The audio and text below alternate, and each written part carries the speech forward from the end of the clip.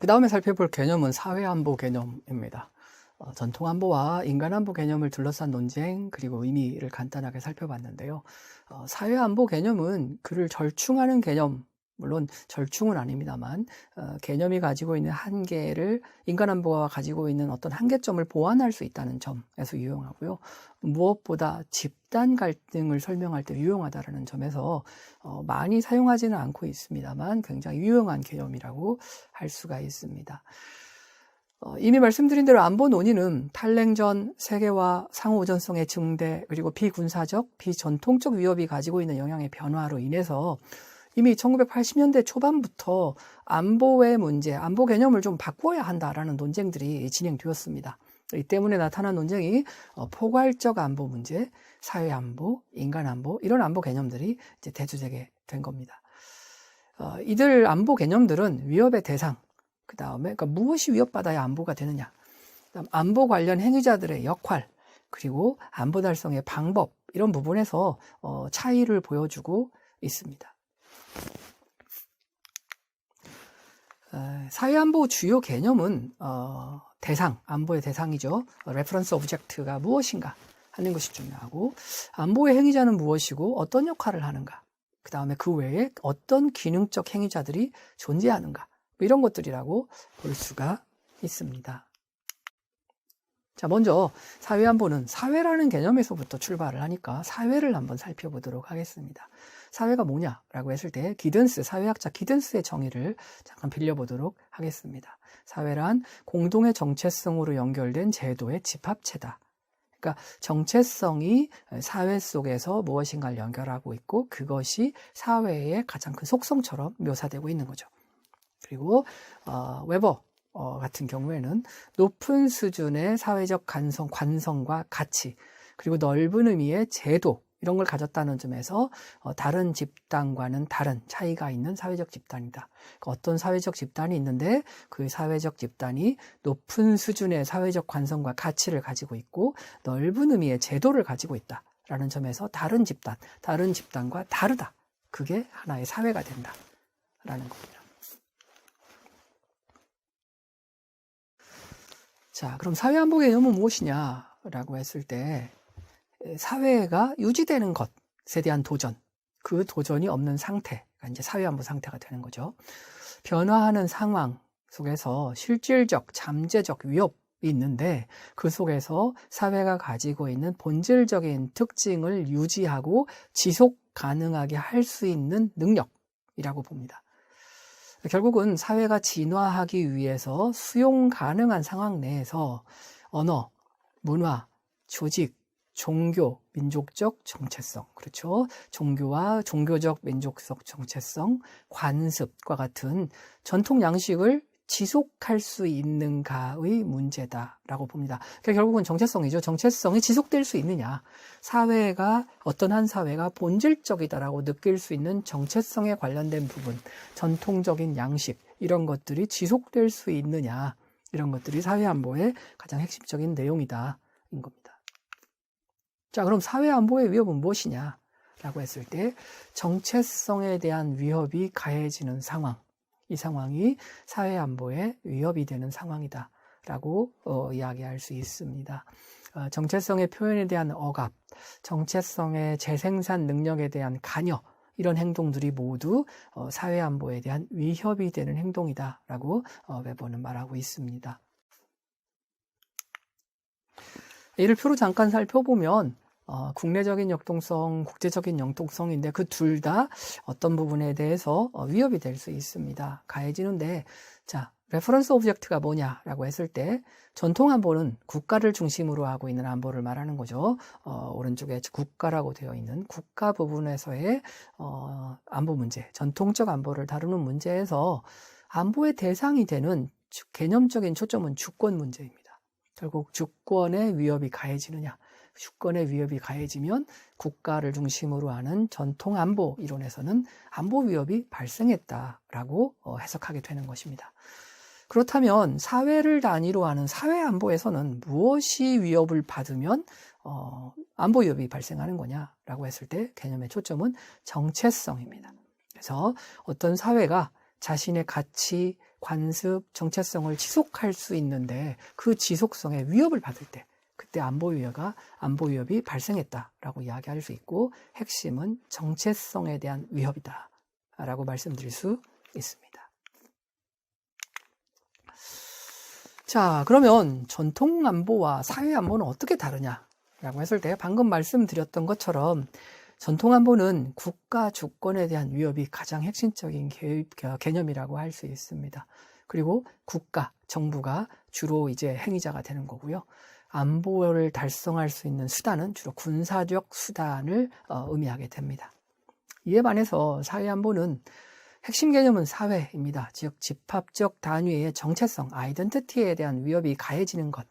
그때가 이제 안보 위협이 발생하는 것이고 그게 핵심적인 개념이 되는 것이고요. 주요 행위자는 국가와 비국가적인 행위자, 기업, 비정부 단체를 다 포함한 비국가적인 행위자까지를 포괄하고 있습니다. 그리고 국가나 중앙정부 외에도 지방정부, 중앙정부가 같이 하는 공동관할 혹은 지방정부의 관할권 영역, 중앙정부가 배제된 지방정부의 관할권 영역까지도 안보 영역에 포함이 됩니다. 안보 달성의 주요 방법은 무엇이냐라고 했을 때 사회정책과 같은 비군사적인 방법을 쓰기도 하고요. 갈등보다는 협력적인 방법에 의존해서 안보 문제를 해결하게 됩니다. 이 부분에 대해서는 뒷부분에서 조금 더 언급하도록 하겠습니다. 자, 안보 문제에서 전통 안보, 사회 안보, 그리고 인간 안보를 이야기하는데 사회 안보가 가지고 있는 강점은 이런 겁니다. 그러니까 기존에 있던 전통 안보의 논리적인 구조를 그대로 적용해도 된다. 다만 단위가 국가에서 사회로, 위협받는 단위가 주권에서 정체성으로 바뀌는 것입니다. 그리고 주요 행위자는 확대되는 거죠. 주요 행위자의 확대는 인간 안보에서도 강조하는 영역입니다. 그렇게 본다면 사회의 안보는 전통적인 안보 논의의 경험을 그대로 반영하거나 수용할 수 있는 논리구조, 프레임을 가지고 있고요. 그러면서 동시에 인간 안보가 제기하고 있는 문제 영역을 모을 수 있는 장점이 있는 개념이라고 할 수 있습니다. 그럼에도 불구하고 사회 안보 개념은 그렇게 많이 활용되고 있는 것 같지는 않습니다. 다만 이제 정체성 문제를 안보 위험의 핵심으로 제시하고 있다는 점에서 정체성과 관련된 갈등을 설명할 때에는 굉장히 유용한 개념이다. 이렇게 설명드릴 수가 있습니다. 자, 그 다음에 중요한 개념은 안보화 과정입니다. 안보화 과정은 특히 안보와 관련된 행위자들의 역할을 설명하는데 매우 유용합니다. 안보 위협이 존재한다고 해서 그걸 모두가 공감하거나 그러지 않습니다. 그래서 어떤 현상이나 인물, 행위체가 비상 대응을 요구하는 현존의 위협이라고 분류하고 받아들이는 과정, 이것을 안보라고 할 수 있습니다. 결국은 안보와 관련된 사람들이 이 문제가 안보입니다 라고 했을 때 그렇군요 라고 안보 문제를 현존하는 위협이라고 인식하는 과정을 말합니다. 그래서 어떤 문제는 안보화 과정을 통해서 안보 문제가 되기도 하고 정치 영역에서 안보의 영역으로 옮아가기도 합니다. 심지어 사회안보 분야에서 본다면 어떤 문제는 정치 영역에 있지도 않습니다. 정책적인 결정 과정에서 특정 이슈를 다루지 않기도 해요. 그러다가 그게 정치 쟁점화 되기도 합니다. 그럼 정치화 과정을 겪는 거죠. 한 발 더 나가서 정치적인 쟁점, 정책적인 쟁점 중에 우선순위가 높아지는 안보 영역으로 옮아가는 과정이 나타날 수 있습니다. 그게 안보화 과정인 거죠. 그래서 안보화 과정은 어떤 문제가 안보 문제로 인식되는 과정을 보여주는 굉장히 중요한 개념이다라고 할 수 있습니다. 자, 그럼 어떻게 해서 안보화가 이루어지느냐? 안보화 과정을 간단하게 살펴보도록 하겠습니다. 안보 문제는 어떤 존재가 안보의 주체나 대상의 실질적인 위협이 될 수 있다라고 해서 발전하는 것은 아닙니다. 방금 전에 말씀해드렸던 내용과 같습니다. 어떤 존재가 위협이 되는데 그렇다고 해서 그것이 안보 위협이다 이렇게 인지되고 정책적 대응이 이루어지는 것은 아니다. 안보 위협이 실제하더라도 안보화 과정을 거쳐야 되고요. 그 과정을 통해서 적절한 안보 기제가 작동하는 것입니다. 그래서 안보가 있다, 안보 위협이 실존한다고 해서 자동으로 안보화되거나 자동으로 안보 기제가 작동하는 것은 아니다라는 것입니다. 국가 같은 경우는 이러한 과정은 정부, 정당 의회 로비스트, 압력단체, 정치인과 같은 개인, 이렇게 다양한 안보 행위자들이 이 문제 제기를 하고 이것이 안보 문제이다 라고 제기를 하고, 그게 안보 문제와 관련된 정책 결정 과정 혹은 정치 과정을 통해서 논의가 이루어지고 합의가 이루어져서 안보 문제가 되는 것이죠. 그래서 이런 경우는 정치 과정 전반에 나타나고 있기 때문에 개별 체제상 차이로 인해서 누가 안보 행위자냐, 정확하게 어떤 과정을 겪었느냐를 밝혀내는 것은 생각보다 쉽지는 않습니다. 정치 결정 연구 이런 것들을 통해서 부분적으로 많은 연구가 이루어지고 있기는 합니다만, 여전히 어떤 체제 속에서 자, 안보와 과정은 누가 개입해서 어떻게 진행되나요 하는 것을 밝혀내는 것은 쉽지는 않습니다. 그럼에도 불구하고 국가 안보에서 나타나는 안보화 과정이라는 컨셉은 사회 안보 과정에도 그대로 적용이 가능합니다. 사회나 혹은 집합적 단위에서 특정한 행위자들, 정치적 행위자들이 어떤 문제를 안보 문제라고 해석하고 이를 전달하고 확산시키고 공감대를 얻어서 사회가 그 문제를 안보 문제다라고 합의하는 과정, 이것을 논리적으로 설명할 수 있는 거죠. 그래서 전통 안보 과정에서 우리가 다 얻었던 경험을 사회 안보화 과정에도 그대로 적용할 수 있다. 그런 의미에서는 중요한 문제이고, 이게 사회 안보라는 개념이 가지고 있는 어떤 유용성을 살펴보는 데도 도움이 되는 개념이라고 할 수가 있습니다. 자, 사회적 안보에 대해서는 그러면 어떤 대응이 이루어지느냐를 한번 살펴보도록 하겠습니다. 전통 안보 대응은 국가, 정부에 의해서 군사적인 수단을 사용해서 대응이 된다라고 말씀을 드렸죠. 사회 안보는 좀 다소 다른 대응이 만들어지기는 합니다. 물론 국가적인 대응이 이루어지기도 합니다. 국경 통제, 입법 이런 것들을 통해서 이루어지고요. 이런 과정은 기존의 정치 과정하고 특별히 구분되지 않습니다. 그래서 사회 안보에 대해서 정부나 국가가 대응하는 많은 절차들은 안보라는 이름 하에서 진행되지 않고요. 사회정책이나 특별한 이민정책, 이주정책 이런 이름으로 진행이 됩니다. 그래서 우리가 저거를 특별히 구분해서 이게 사회 안보화 과정이다, 이렇게 포착하기가 쉽지는 않습니다. 반면에 비국가적인 대응들도 있습니다. 어쩌면 이게 이제 사회 안보에 대한 대응에서 눈여겨볼 만한 부분이다라고 할 수 있습니다. 사회 집단의 대응이 정보를 압도하는 경우도 있습니다. 정부를 압도하는 경우도 있습니다. 남아프리카 공화국의 백인 주도의 아파테이드 같은 경우가 그겁니다. 백인의 정체성을 지키기 위해서 무엇인가 반인도주의적인 정책을 추구하는데 국가에서 금지를 하더라도 그게 진행이 됩니다. 결국은 정보를 압도하는 형태로 특정 사회의 안보 노력이 주도적인 방안으로 제시되고 진행될 수 있습니다. 그 다음에 이제 사회가 특히 분리 독립하는 경우인데 자신의 정부를 설립하는 방안입니다. 사회가 인종, 민족주의, 민족에 기반해서 그 사회가 형성되었을 때 특히 많이 나타나는 과정이고요. 그걸 전통안보 차원에서의 분리독립, 분쟁 이렇게 해석하기도 합니다만, 똑같은 비슷한 현상을 사회안보 이론으로 동일하게 포착할 수 있고, 그것을 자신의 정부를 설립하는 분리주의적인 방식도 사회안보에 대한 비국가적인 대응, 이걸 이제 분리하려는 사람들의 사회의 입장에서 보는 거죠.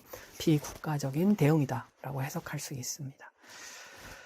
반면에 독자적인 생존도 가능합니다. 한 국가나 주류 사회에 속해 있는 작은 사회 집단이 자신의 정체성을 지속하기 위해서 주류 사회와 단절을 하는 경우도 있습니다. 단절을 하고 자신만의 방식과 자신만의 사회적인 어떤 네트워크망을 구축을 해서 자신의 방식을 지속하는 거죠. 이게 이제 많이 나타나는 사례가 유럽 내 유태인들, 그리고 교육이나 이런 걸 유태인 교육을 따로 하는 것 같은 것들이 이제 그에 해당되는 내용이고요. 그 다음에 해외에 거주하고 있는 중국인 사회도 이와 비슷한 어쩌면 자기들끼리 상부상조하는 그런 메커니즘을 통해서 독자적인 정체성 유지 방안을 마련하고 지속하고 있습니다. 그것도 사회안보에 대한 대응이라고 해석할 수 있습니다. 자, 그럼 언제 사회안보가 달성되느냐? 사회안보의 안보화 과정인데 위협 요인이 존재하고 위협이 정치와 안보화되고 집합적인 구성원들의 인식에 대한 공감대가 형성되면 안보화는 이제 진행이 된 겁니다. 이런 안보에 대해서 실질적인 대응이 가능하게 하는 전환점이 마련된 거니까 그 이후에 방금 전에 설명했던 국가, 그 다음에 비국가, 그 다음에 자체적인 단절을 통한 방법, 이런 것들을 통해서 사회안보를 달성하게 되는 거죠. 위협의 존재는 해석과 인식에 따라서 큰 차이가 납니다. 그래서 사회 내의 정치적 실현 과정, 탈안보화 과정, 이런 것들을 통해서 이루어지고 있고요. 이것은 특이하게도 국가 안보 목표와 충돌할 수 있습니다.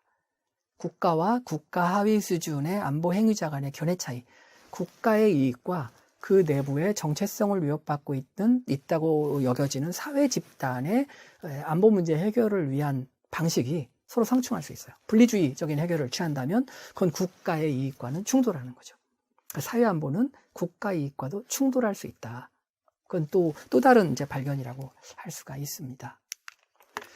사회 안보도 전통 안보처럼 딜레마를 겪습니다. 국가에서 안보를 달성하려는 한 국가의 행위나 노력이 다른 국가의 안보 달성 노력을 촉발하고 결과적으로는 안보 수준이 악화되는 것이고 이런 것인데, 사회 안보도 비슷하게 한 사회가 자신의 정체성을 강화 유지하려고 하는 노력이 다른 사회나 상위 사회 수준에서 안보 위기를 촉발할 수 있습니다. 그 결과 사회 안보가 위협받는 결과를 초래할 수 있죠. 이런 것들이 사회 집단 간의 정체성 갈등 과정에서 흔히 나타날 수 있는 딜레마라고 할 수가 있습니다.